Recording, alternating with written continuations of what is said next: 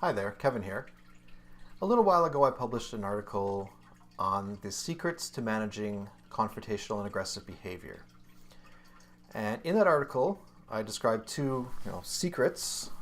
First one being the fact that when people respond with confrontational or aggressive behavior, it's because they are perceiving a threat of some kind. Right? It could be a threat to their safety, threat to their needs, value systems. It could be anything. The point is they are feeling threatened. So when we feel threatened, our fight, flight, and freeze response kicks in. And in the case of confrontational and aggressive behavior, they're presenting their fight response. So, as I detail in the article, our goal as an intervener, trying to de-escalate somebody who's showing these behaviors, is to remove ourselves from their perception of threat. So we want them to not perceive us as part of the threat that they're responding to. We want to establish trust and rapport.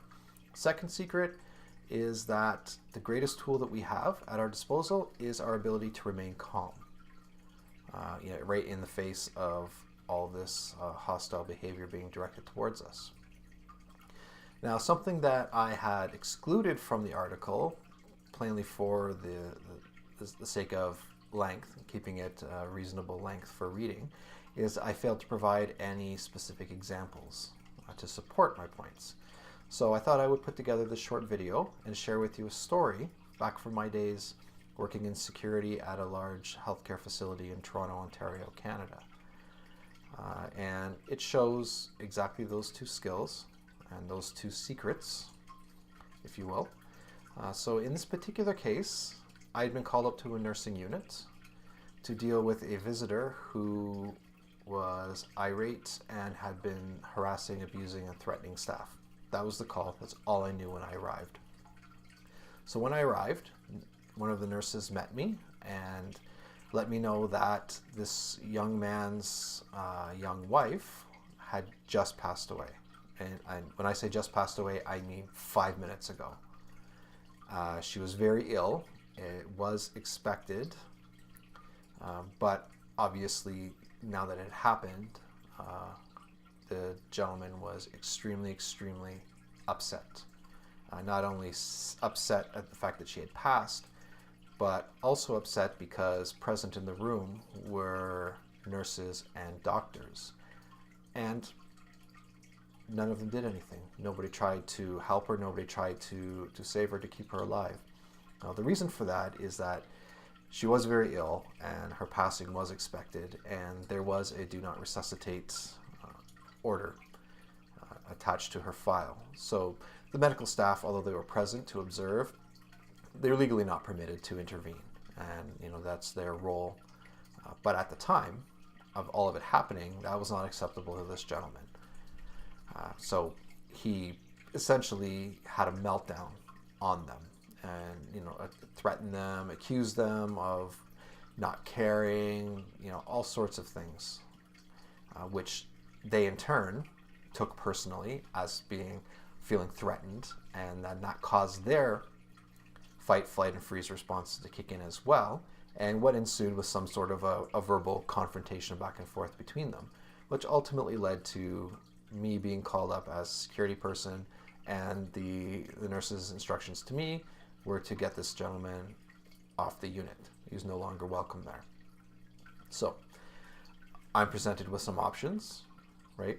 I completely empathize with this gentleman's situation. I mean, it's a horrible situation, no doubt about it.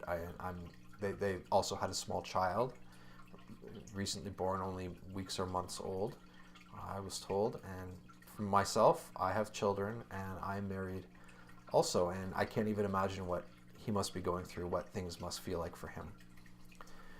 But at the same time, the doctors and the nurses acted within the scope of what their responsibilities were, and there's an expectation of behavior, right? They don't deserve to be spoken to, talked down to, threatened. The hospitals have anti-bullying policies, harassments, workplace violence policies, all these sorts of things. So I have to address all of it and try to do it in as calmly and succinctly as I possibly can. So I'm going to have to go and speak with this gentleman.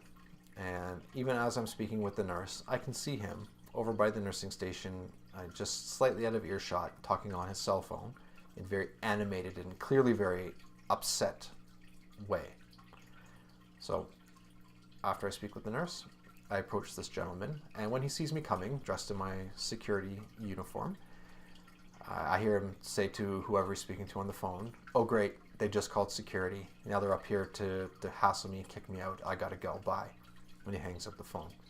So immediately I can tell that he's considering me to be an escalation of the threat, right? I'm part of the threat because the nurses and the doctors have called me, right? So they've escalated things. So here I am to hassle him, to give him a hard time. So I know that. I know he's thinking that. I would be thinking that too if I were him. So with that awareness, I approach him very calmly. I introduce myself. I say, "Hi, how are you? My name's Kevin. I'm with security. The nurses have let me know what has just happened, and I'm so very, very sorry to hear. So I have a wife, I have children. I can't even imagine what you must be going through." So I immediately empathized with him, and I was calm and not threatening or authoritative in any way. And I asked him to let me know what happened afterwards. So, and then I just stood there and I let him talk. I let him tell me his side of the story. He told me things of how his wife was passing away, and the doctors and the nurses just stood there. Nobody would help her. Nobody would help him. When he asked for their help, nobody did anything. And he couldn't believe that they could just stand there. And I mean, they call themselves doctors, they call themselves nurses. They're supposed to be helping people. That's supposed to be their job. And they just stood there and let her die. It was basically what his story was. And it was terrible story to listen to.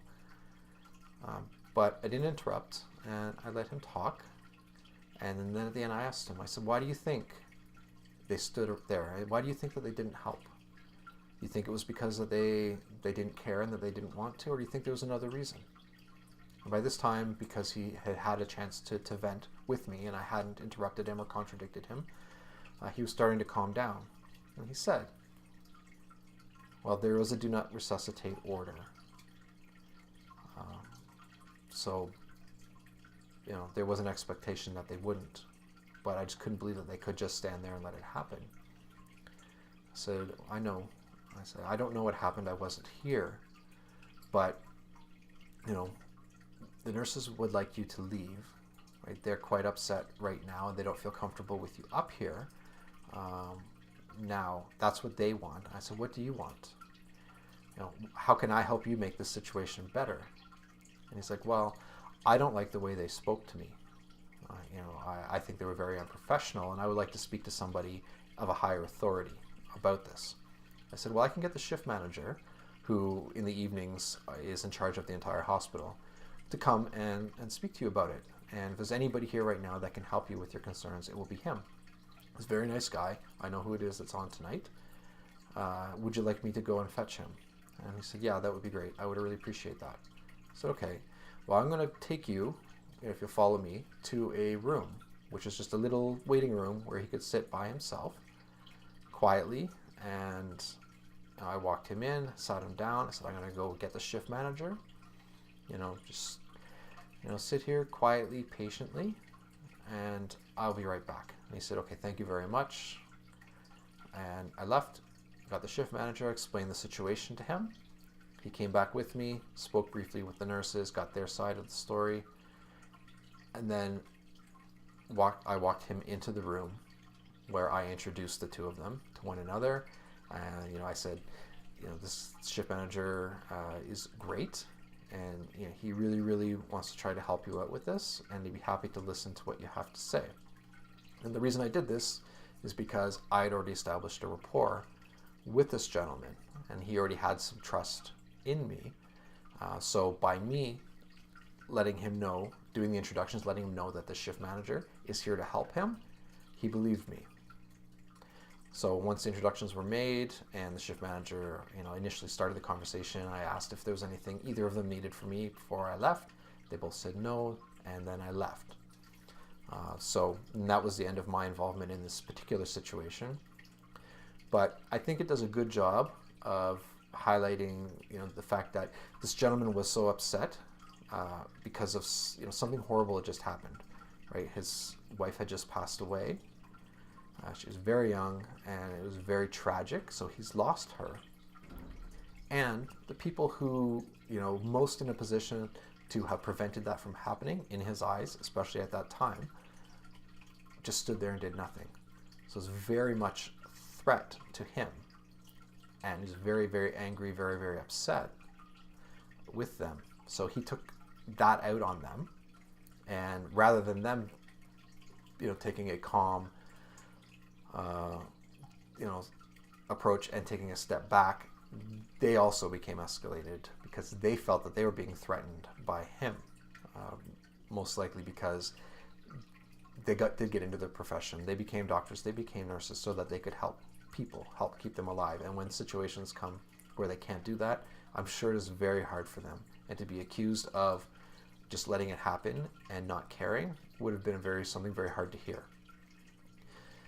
Luckily, I was able to take a completely different approach, and I was able to calm the situation down.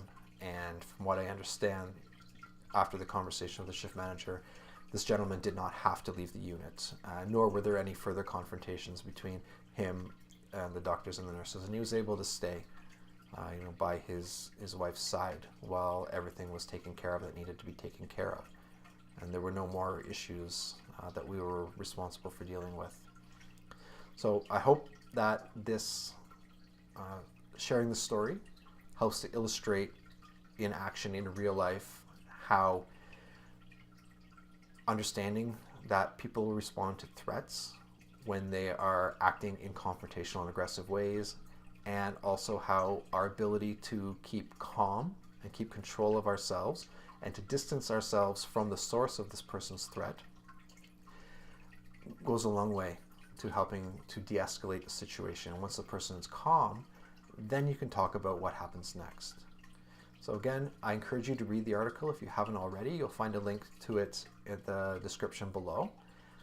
Please, I also invite you to subscribe to my YouTube channel and visit my website, www.getconflictcompetent.com, where you also find links. You can follow me on Facebook, LinkedIn, Twitter, the whole bit. Thank you very much. I'll see you again soon.